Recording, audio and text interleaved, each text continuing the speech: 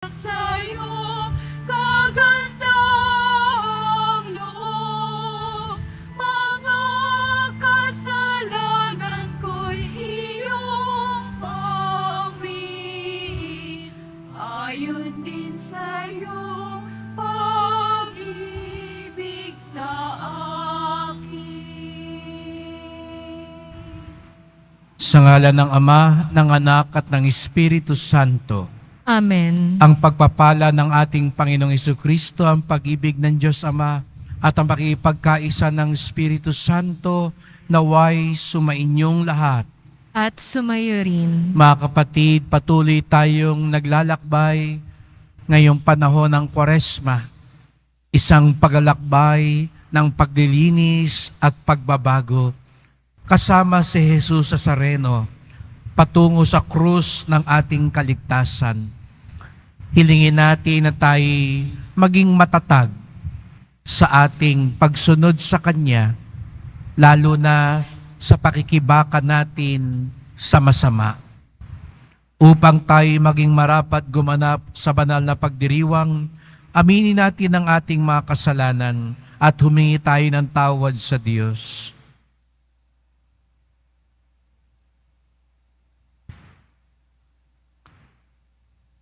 Inaamin ko Sa makapangyarihang Diyos at sa inyo mga kapatid, na lubha akong nagkasala sa isip, sa salita at sa gawa, at sa aking pagkukulang.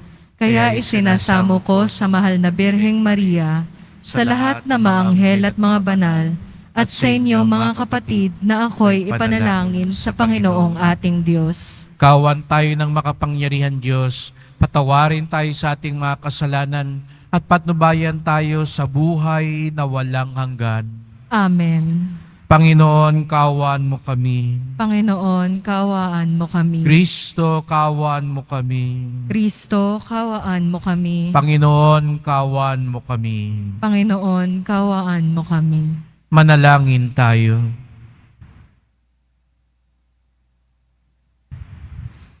Ama naming makapangyarihan, sa taon-taong pagdiriwang ng paghahandang 40 araw para sa Pasko ng Pagkabuhay, kami nawa ay lalong umunlad sa pagtuklas sa hiwaga ng tagumpay ni Kristo upang masungdan namin siya sa pamumuhay na marangal bilang tagapamagitan kasama ng Espiritu Santo magpasawalang hanggan.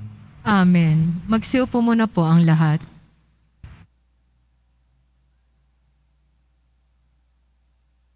Pagbasa mula sa aklat ng Henesis. Ito ang sinasabi ng Diyos kay Noe at sa kanyang mga anak. Ako'y naikipagtipan sa inyo ngayon, pati na sa inyong magiging mga anak. Gayon din sa lahat ng mga bagay na may buhay sa paligid ninyo. Mga ibon, maaamot may ilap na hayop na kasama ninyo sa daong. Ito ang masasabi ko sa aking paikipagtipan sa inyo. Kailan may hindi ko nalilipulin sa pamamagitan ng baha ang lahat ng may buhay. Wala nang baha na gugunaw sa daigdig. Sinabi pa ng Diyos, ito ang magiging palatandaan ng walang hanggang tipan na ginagawa ko sa inyo at sa lahat ng hayop. Palilitawin ko sa mga ulap ang aking bahaghari, at iyan ang magiging tanda ng aking paikipagtipan sa inyo. Tuwing magkakaroon ng ulap at lilitaw ang bahaghari, aalalahanin ko ang aking pangako sa inyo at sa lahat ng hayop. Hindi ko na lilipulin sa baha ang lahat ng may buhay. Ang salita ng Diyos. Salamat sa Diyos. Poon iyong minamahal, ang tapat sa iyong tipan. Poon iyong minamahal, ang tapat sa iyong tipan. Ang kalooban mo'y ituro, O Diyos. Ituro mo sana sa aba mong lingkod. Ayon sa matuwid, ako ay turuan. Ituro mo poon ang katotohanan. tagapagligtas ko na inaasahan. Poon iyong minamahal ang tapat sa iyong tipan. Poon gunitain pag-ibig mong wagas at ang kabutihan noong pa'y nahayag. Pagkat pag-ibig mo'y hindi magmamaliw, ako sana poon ay alalahanin. Poon iyong minamahal ang tapat sa iyong tipan. Mabuti ang poon at makatarungan sa mga salari, guro at patnubay. Sa mababang loob, siya yaong gabay at nagtuturo ng kanyang kalooban. Poon iyong minamahal ang tapat sa iyong tipan.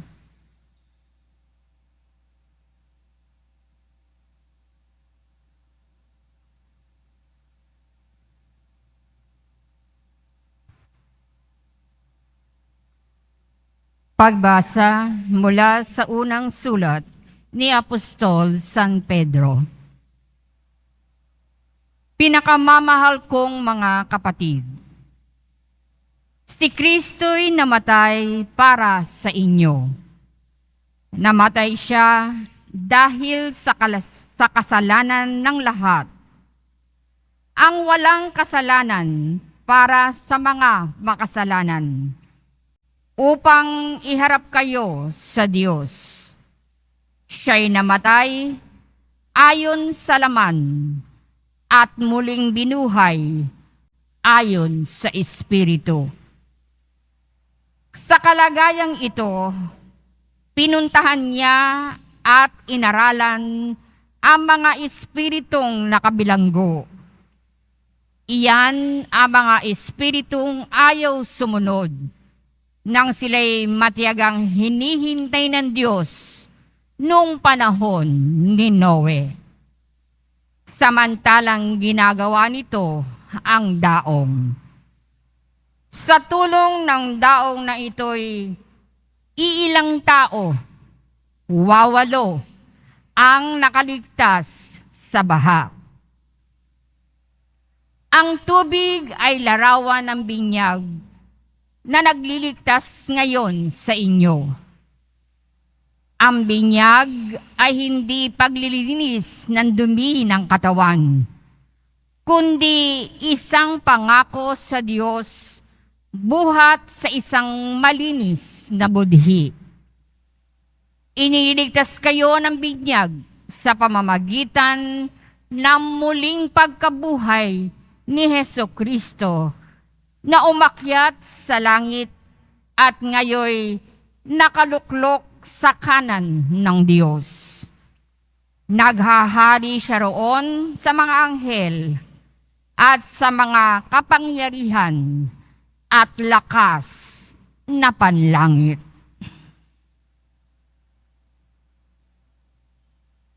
Ang salita ng Diyos. Salamat sa Diyos. Magsitayo na po ang lahat.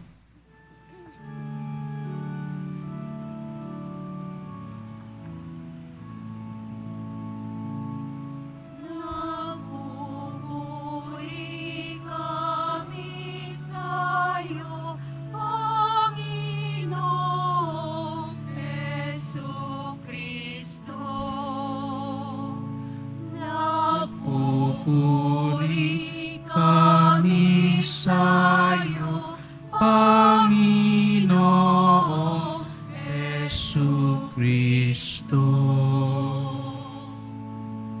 Ang tao ay nabubuhay, hindi lamang sa tinapay, kundi sa talitang mahal.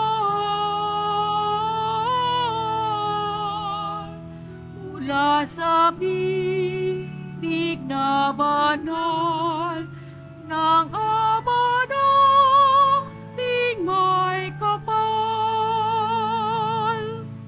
Nagpupuri kami sa'yo, Panginoong Jesucristo.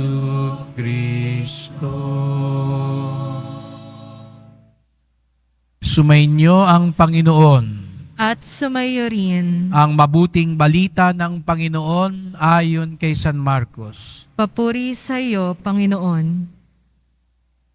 Noong panahong iyon, si Jesus ay agad pinapunta ng Espiritu sa ilang. Nanatili siya roon ng 40 araw na tinutukso ni Satanas. May ilap na hayop ang naroon, ngunit si Jesus ay pinaglilingkuran ng mga anghel. Pagkatapos dakpin si Juan, si Jesus ay nagtungo sa Galilea at ipinangaral ang mabuting balita mula sa Diyos. Dumating na ang takdang panahon at malapit na ang paghahari ng Diyos. Pagsisihan ninyo talikdan ang inyong mga kasalanan at maniwala kayo sa mabuting balitang ito.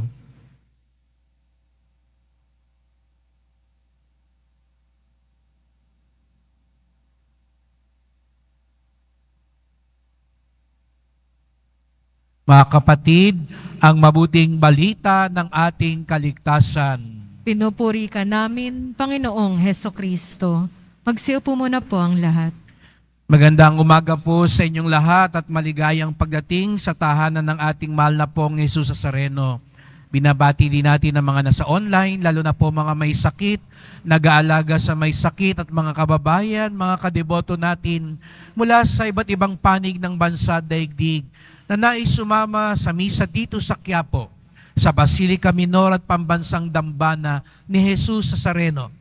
Araw ng linggo, araw ng Diyos, araw ng simbahan, at tayong lahat ay naririto dahil tinipon tayo ng Diyos, mahal tayo ng Diyos. Kaya bigyan natin ng papuri, parangal at pasasalamat ang ating minamahal na Nuestro Padre Jesus Nazareno. Unang linggo ng Kwaresma, sinimula natin nung Miyerkules ng Abo ang banal na panahon na ito. Nagpapahid tayo ng abo, nagkrus tayo sa noo upang sariwain hindi lang ang ating pagsunod sa Diyos, ngunit upang sariwain din, ipaalala ang pangako ng Diyos sa atin na siya'y magiging tapat at mapagmahal. Opo mga kapatid, yun ang lagi nating inaalala. Kaya kung napapansin nyo tuwing ako'y nagsisimula, lagi kong sinasabi, lalo na kapag nagsisimba tayo, ito'y dahil hindi mo ginusto lang. Hindi lang ikaw ang nagdesisyon, magsisimba ako, pupunta ako sa Quiapo. Kaya tayo nakapagsisimba dahil tinipon tayo ng Diyos at higit sa lahat dahil mahal tayo ng Diyos. Mahal tayo ng Diyos. Huwag na huwag po ninyong kalilimutan yan. Kung mayroon mang pinakabuod ng mabuting balita, ito'y mahal tayo ng Diyos. Kaya sabihin mo nga sa katabi mo, mahal ka ng Diyos. Sa kabila naman, pagpalain ka ng Diyos. Ang naniniwala na mahal sila ng Diyos at pagpapalain sila ng Diyos, pumalakpak ng mas malakas.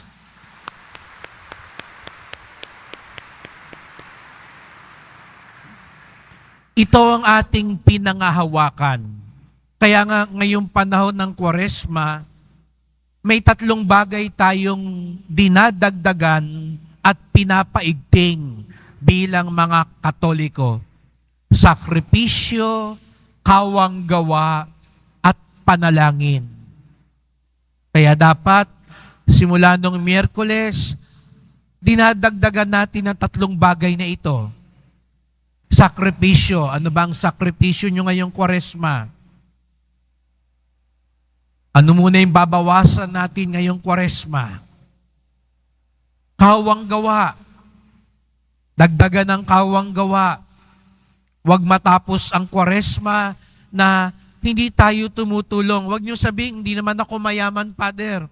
Kahit maliit na bagay, Kung hindi mo kayang makapagbigay ng pera, kawang gawa, tumulong ka. Maglinis ka. Halimbawa, alam mo, merong mga nakakatanda, hindi na kayang gawin yung mga ibang bagay. Ikaw ang gumawa, ikaw ang mas bata, ikaw ang mas malakas.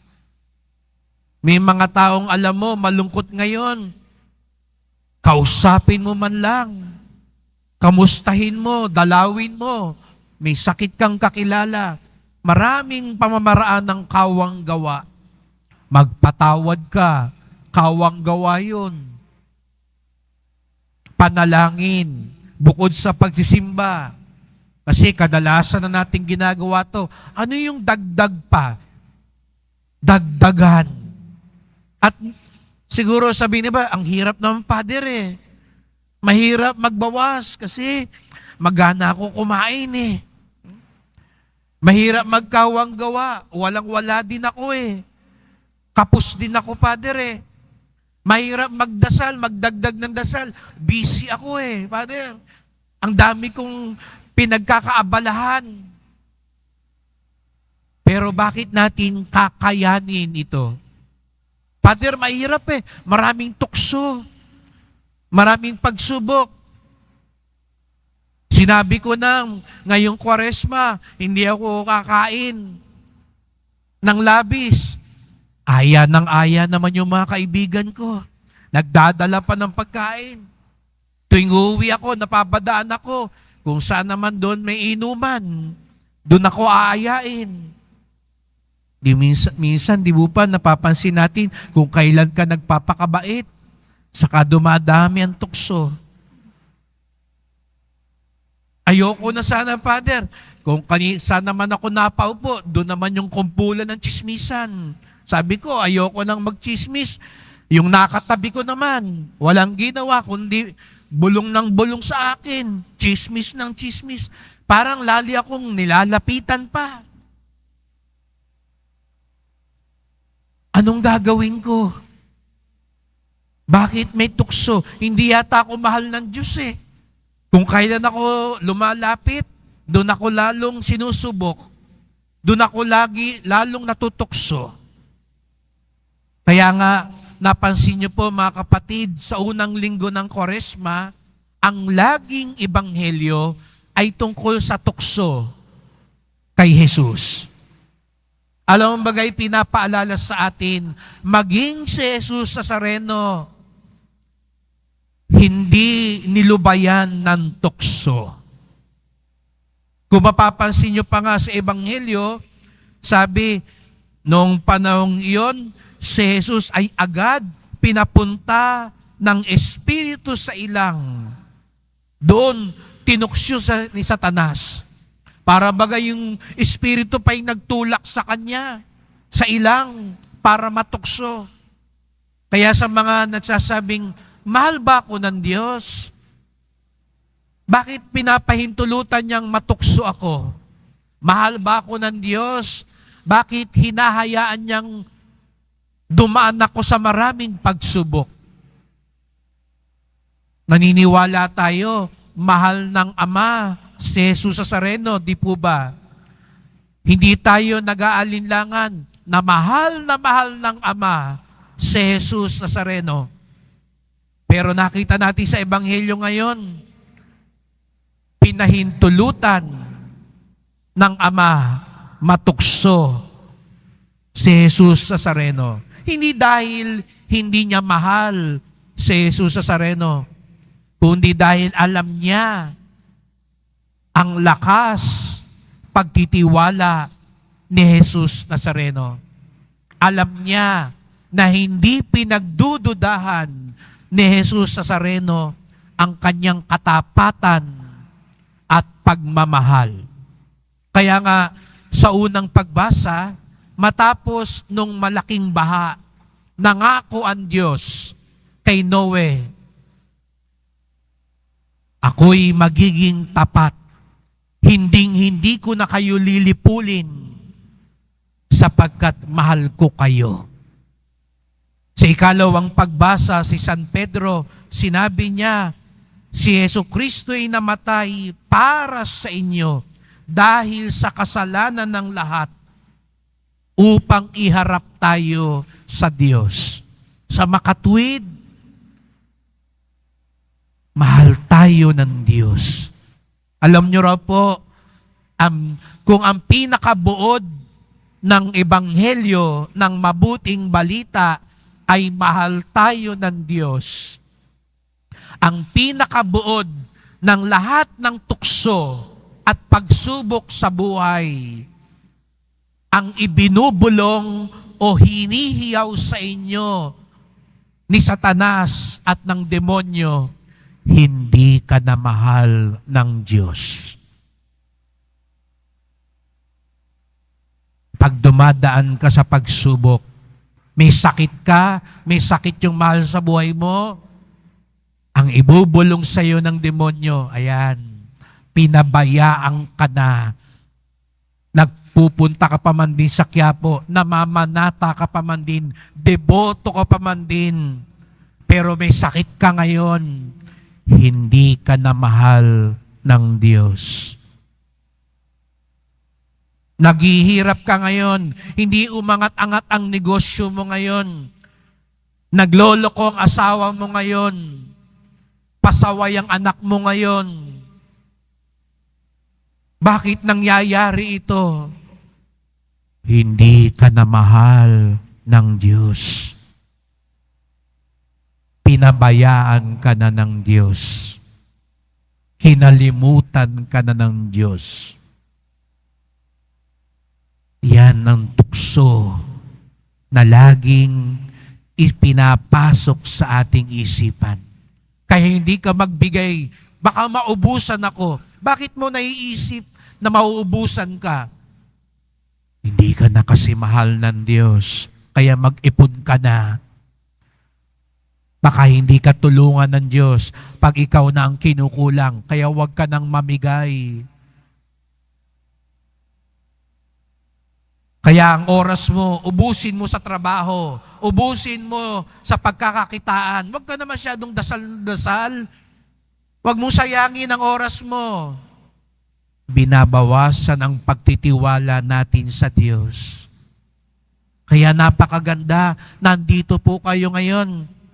Nagbibigay tayo ng oras sa Diyos dahil nagtitiwala tayo sa Kanya na kahit bawasan ang oras natin, bawasan kung ano meron tayo dahil ipagkakawang gawa natin ito. Bawasan sa sakripisyo dahil alam natin hindi tayo pababayaan ng Diyos. Dahil mahal tayo ng Diyos. Nangako ang Diyos. Opo, dumadaan tayo lahat sa pagsubok. Katulad ni Jesus sa Nazareno. Tandaan niyo yan. Maging si Jesus sa Nazareno, dumaan sa pagsubok, dumaan sa tukso. Kaya hanggang ngayon, nakikita natin siya, pasan-pasan ng krus. At sinasabi niya sa atin, huwag niyong isipin na kapag may krus kayo, hindi na kayo mahal ng Diyos. Kasama niyo ako. At mapagtatagumpayan natin lahat ito. Tinutukso tayo ng demonyo dahil gusto niyang lumabas yung masama sa atin. Sinusubok tayo ng Diyos dahil gusto niyang lumabas ang mabuti sa atin. Nung isang araw, napanood ko, may isang guro, alam nyo kung paano siya magturo daw sa mga maliliit pang bata na lumangoy, iniitsa niya doon sa swimming pool. Kung mapapanood nyo, parang nakakatakot, nakaagul, kasi basta iniitsa niya. At makikita nyo yung mga bata, kumpas kaway ng kaway hanggang makaahon. Pero sa unang tingin, kala mo, napakalupit naman ito. Iniitsa yung mga bata. Para bagang nilulublob mo at gusto mo pang malunod. Pero yun daw ang pamamaraan niya para mas lalo at mas mabilis matuto lumangoy yung mga bata. Kaya tayo sinusubok ng Diyos, una sa lahat, Alam niya may kakayahan tayo. Minsan tayo lang ang naniniwala na wala tayong kakayahan. Alam ng Diyos, may pasensya ka. Alam ng Diyos, matapang ka. Alam ng Diyos, mabuti ka. Tayo lang minsan na nagdududa sa kakayahang iyan. Ikalawa, alam ng Diyos na hindi niya tayo pababayaan. Kaya't pinapahintulutan niya. Hindi siya minsan ang may gawa. Minsan tayo naman ang may gawa ng tukso. Ibang tao ang may gawa, hindi Diyos. Pero dahil tayo malaya, pinahihintulutan niya ito mangyari. Pero kung mayroon man siyang pahintulutan, ito'y dahil naniniwala siya, may kakayahan tayo at may kapangyarihan siya. Huwag niyong kalilimutan yon. Pag tayo'y may pagsubok, ito'y dahil may kakayahan ka at may kapangyarihan ang Diyos. Dahil mahal tayo ng Diyos. Kaya mga kapatid, sa halip na mapalayo tayo sa Diyos, kapag tayo dumadaan sa pagsubok, maging daan ito para lalo nating mapanariwa ang ating paniniwala na mahal tayo ng Diyos. Kaya tayo lumalapit kay Jesus Nazareno para turuan niya tayo, tulungan niya tayo, ano ang tugon kapag nandyan na ang krus, nandyan na ang pagsubok, nandyan na ang tukso. Upang katulad ni Jesus Nazareno na sa panimula ng kanyang paglilingkod, ang kanyang ipinahayag, narito na ang paghahari ng Diyos. At ano nga ba ang kaharian ng Diyos? Ang pag-ibig ng Diyos. Kaya ngayong linggong ito, pinagsimba ka ni Jesus Nazareno. Alam niya, may konti kang tampo at pagdududa dahil matindi ang iyong pinagdaraanan ngayon. Pero dinala ka niya rito para sabihin niya sa iyo, bagamat may krus ka, bagamat natutukso ka ngayon, bagamat may pagsubok ka ngayon, wag na wag mong pagdudahan ang iyong kakayahan, ang kapangyarihan ng Diyos, ang pag-ibig ng Diyos. Kaya't sama-sama po tayong magdasal. Mahal na pong Jesus Nazareno, naririto na naman kami dahil wala kaming ibang matatakbuhan kundi ikaw. Sapagkat alam namin, mahal na mahal mo kami. Kaya nga't bagamat ikaw ang anak ng Diyos, ikaw ang anak ng kataas-taasan, pumayag kang matukso, pumayag kang mapagod, magutom, masaktan, upang ikaw mismo ang mag-alay ng lahat dahil sa aming mga kasalanan. Kaya nga't tulungan at turuan niyo po kami, lalo na sa panahon na kami natutukso. Mahina po kami kung kami aasa lang sa sarili naming lakas. Ngunit kung ang aming tatanganan ay ang iyong pag-ibig, awa at biyaya, mapagtatagumpayan namin ang lahat. Patawad po kung minsan kami nadadala ng tukso. Kung minsan napapaniwala kami na hindi mo kami mahal na. Narito po kami muli ngayon, sinasariwa ang alaala ng iyong pangako at ng aming panata. Mahal na pong Jesus Nazareno, mahal ka namin. Kaawaan niyo po kami, basbasan niyo po kami, Amen. Amen.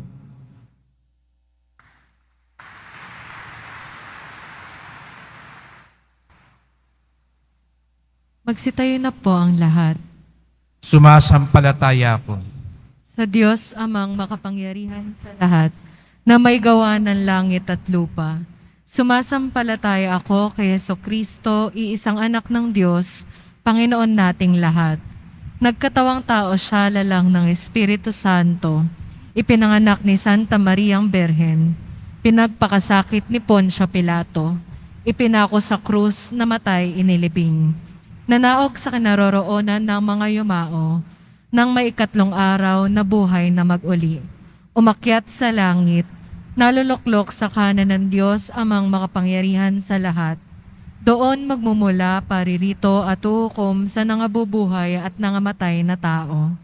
Sumasampalataya naman ako sa Diyos Espiritu Santo, sa banal na simbahang katolika, sa kasamahan ng mga banal, sa kapatawaran ng mga kasalanan, sa pagkabuhay na muli ng nangamatay na tao, at sa buhay na walang hanggan. Amen. Mahal ko mga kapatid, sa pagsisimula ng Kwaresma, humingi tayo ng lakas sa Diyos upang mapaglabanan natin ang tukso tulad ni Jesus. Isama rin natin ang mga pangangailangan ng mga kapatid nating nasa matinding krisis ng buhay. Ang ating tugon, Panginoon, dinggin mo ang iyong bayan. Panginoon, dinggin mo ang iyong bayan. Patuloy nawang himukin ng mga namumuno sa simbahan ang lahat ng tao na magbalik loob sa Diyos. Maihatid nawa nila ang pagtanggap at pagpapatawad ng Diyos sa mga tao. Manalangin tayo. Panginoon, dinggin mo ang iyong bayan. Ipagtanggol nawa ng mga namumuno sa mga bansa ang mga karapatan at kapakanan ng bawat tao upang makamit natin ang kapayapaan, lalong-lalo na sa pagitan ng mga bansang kasalukuyang may giyera. Manalangin tayo. Panginoon, dinggin mo ang iyong bayan. Panghawakan nawa ng bawat binyagang Kristiyano ang kinagis na nilang pananampalataya sa Diyos at ibahagi ito sa lahat ng taong kanilang makakatagpo. Manalangin tayo. Panginoon, dinggin mo ang iyong bayan. Bigyang pag-asa at lunas mo nawa ang mga kapatid naming may sakit at dumaraan sa matinding pagsubok sa buhay. Manalangin tayo. Panginoon, dinggin mo ang iyong bayan. Salubungin mo ang mga kapatid naming yumao sa piging na banal sa kalangitan kung saan ang iyong liwanag ay kanilang walang hanggang masisilayan. Manalangin tayo. Panginoon, dinggin mo ang iyong bayan. Tahimik nating idulog ang iyo pa nating kahilingan.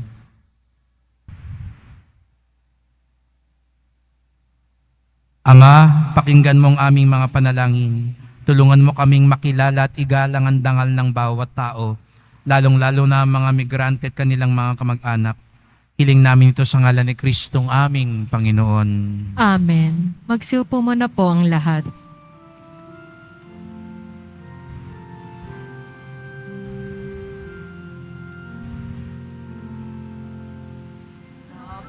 Pagsunod sa utos mo, nalulugod ako labis, di masukat ang galak ko, pagkat aking iniibig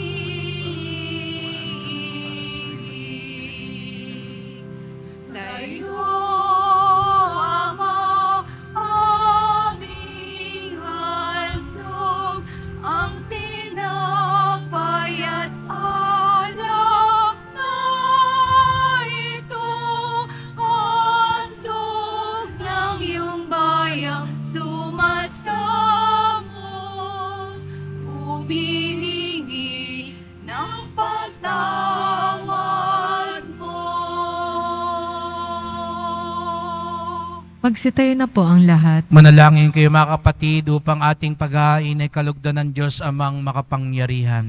Tanggapin nawa ng Panginoon itong paghahain sa iyong mga kamay, sa kapurihan niya at karangalan, sa ating kapakinabangan at sa buong sambayanan niyang banal. Ama naming lumikha, gawin mong kami maging marapat maghain sa pagdiriwang namin ngayon ng pagsisimula ng banal na panahon sa 40 araw na paghahanda para sa Pasko ng Pagkabuhay.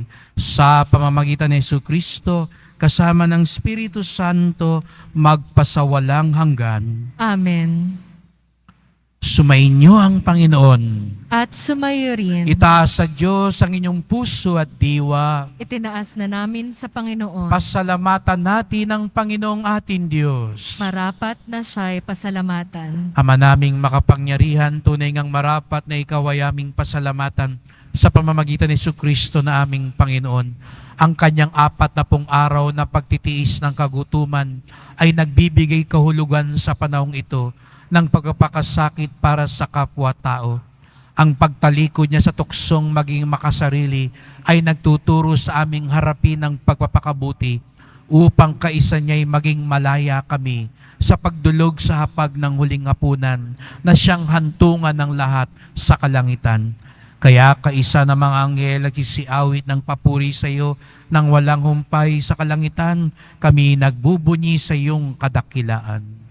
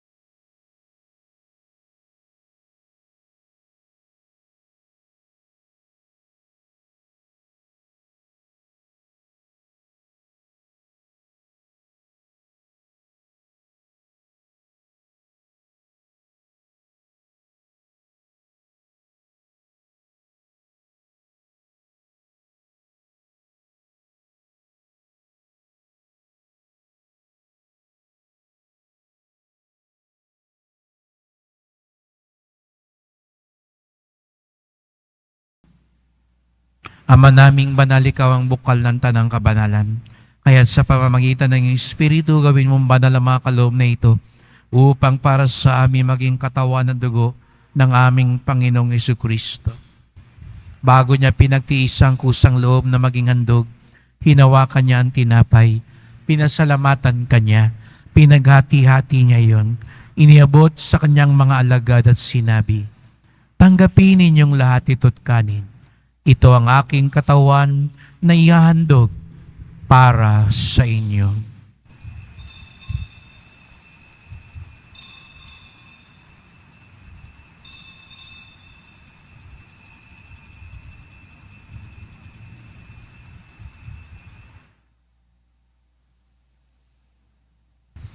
Kaya hindi naman nang matapos ang hapunan, hinawakan niya ang kalis. Muli kanyang pinasalamatan. Iniabot niya ang kalis sa kanyang mga alagad at sinabi, "Tanggapin ninyong lahat ito, tinumin. Ito ang kalis ng aking dugo, ng bago't walang hanggang tipan. Ang aking dugo na ibubuhos para sa inyo at para sa lahat sa ikapagpapatawad ng mga kasalanan. Gawin niyo ito sa pag-alala sa akin."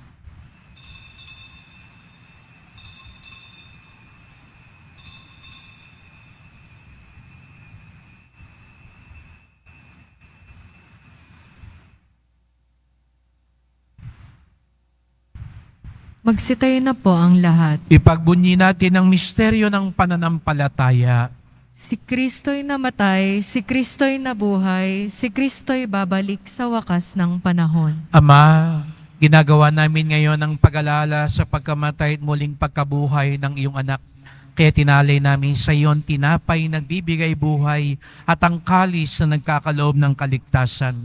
Kami nagpapasalamat dahil kami yung minarapat na tumayo sa harap mo para maglingkod sa iyo.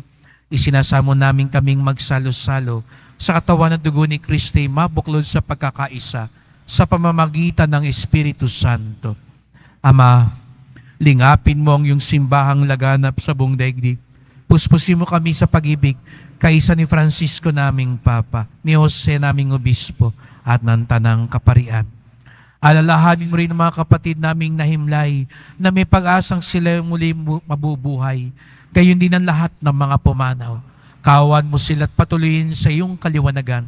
Kawan mo at pagindapating kaming lahat na makasalo sa iyong buhay na walang wakas, kaisa ng mahal na Birheng Maria, Ina ng Diyos, ng kabiyak niyang pusong si San Jose, ni San Juan Bautista at lahat ng mga banal na namuhay dito sa daigdig ng kalugod-lugod sa iyo. May pagdiwang nawa namin ng pagpupuri sa ikararangal mo sa pamamagitan ng iyong anak na aming Panginoong Hesu Kristo. Sa pamamagitan ni Kristo, kasama niya at sa Kanya, ang lahat ng parangal at papuri ay sa iyo, Diyos Amang makapangyarihan, kasama ng Espiritu Santo, magpasawalang hanggan.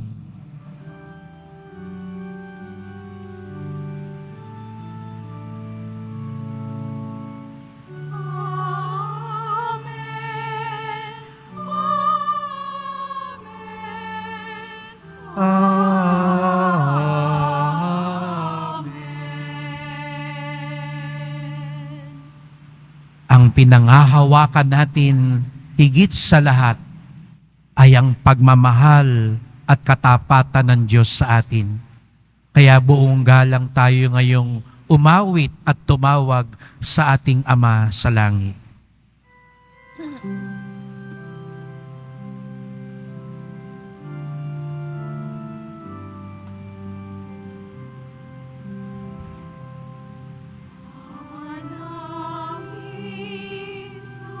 Sumasalangit ka, sambahin ang ngalan mo, mapasa amin ang kaharian mo, sundin ang loob mo, dito sa lupa para nang sa langit. Bigyan mo kami ngayon ng aming kakanin sa araw-araw at patawarin mo kami sa aming mga sala. Pagpapatawad namin sa nagkakasala sa amin at wag mo kami ipahintulot sa tukso at iadya mo kami sa lahat ng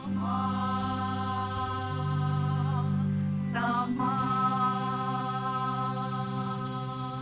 Hinihiling namin kami adya sa lahat ng masama, pagkalooban ng kapayapaan araw-araw, iligtas sa kasalanan, ilayo sa lahat ng kapahamakan, samantalang aming pinananabikan ng dakilang araw ng pagpapahayag ng tagapagligtas naming si Jesu Kristo.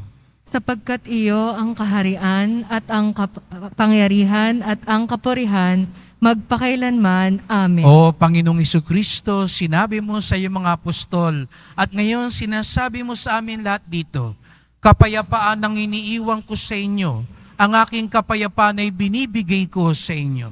Tunghayan niyo pong aming pananampalataya, huwag pong aming mga kasalanan. Patawad po sa panahon ng pagsubok, nagdududa kami sa inyong pagmamahal at katapatan. Sa panahon ng pagpapakasakit, lumalayo kami sa inyo. Linisin niyo po kami, Panginoon. Palakasin niyo po kami sa harap ng mga tukso at pagsubok. at pagkalooban kami ng kapayapaan at pagkakaisa ayon sa iyong kalooban, kasama ng Espiritu Santo, magpasawalang hanggan. Amen. Ang kapayapaan ng Panginoon ay laging sumainyo. At sumayo rin. Magbigayan tayo ng kapayapaan ni Kristo sa isa't isa.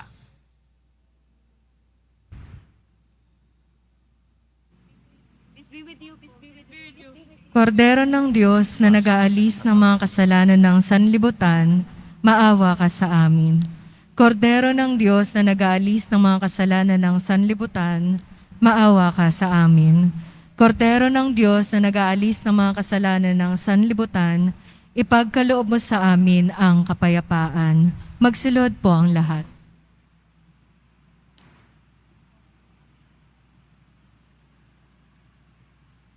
Narito ang ating Panginoong Jesucristo, ang anak ng Diyos, nahirapan, natukso, upang tayo'y kanyang damayan, upang siya ang ating maging lakas. Siya ang kordero ng Diyos, nag-aalis ng mga kasalanan ng sanlibutan, mapapalad ang inaanyayahan sa kanyang piging. Panginoon, hindi ako karapat-dapat na magpatuloy sa iyo, ngunit sa isang salita mo lamang ay gagaling na ako.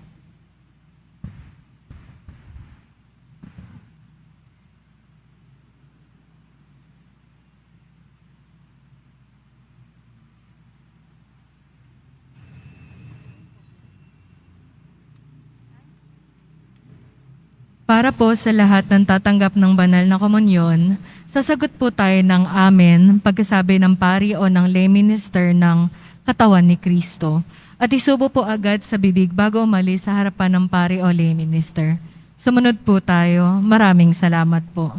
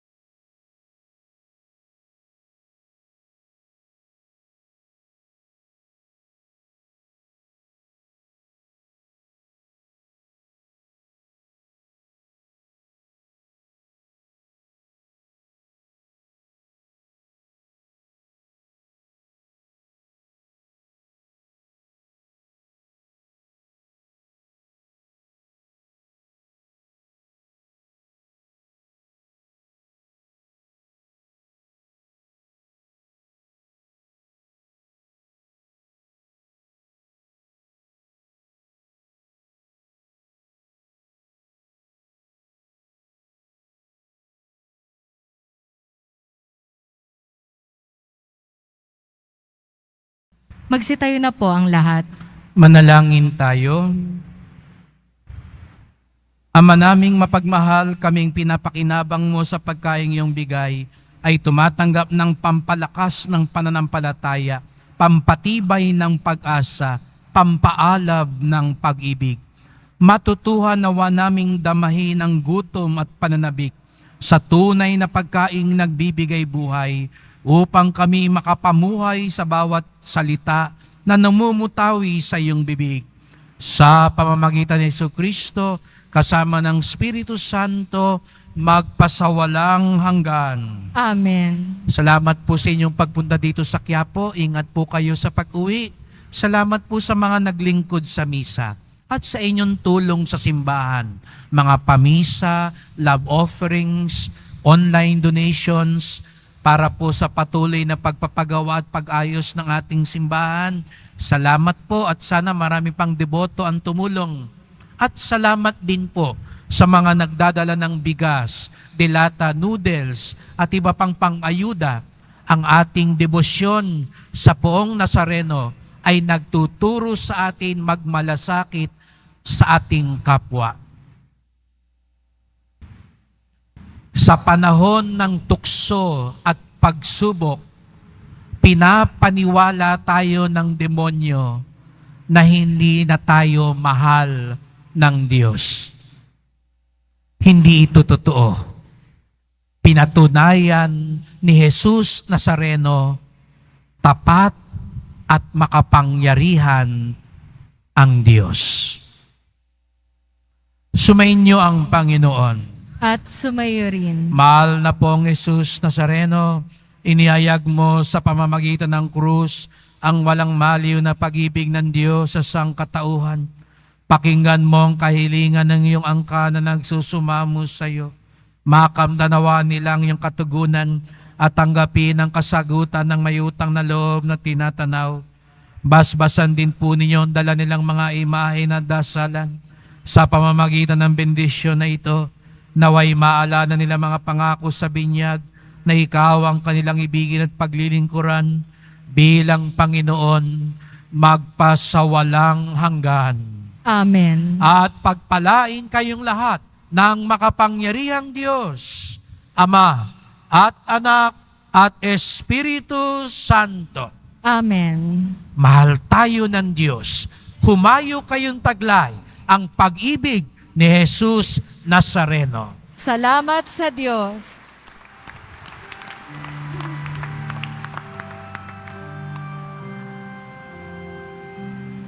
Nuestro Padre Jesús Nazareno, sinasampa ka namin, pinipinto ka namin, aral mo ang aming buhay at kaligtasan.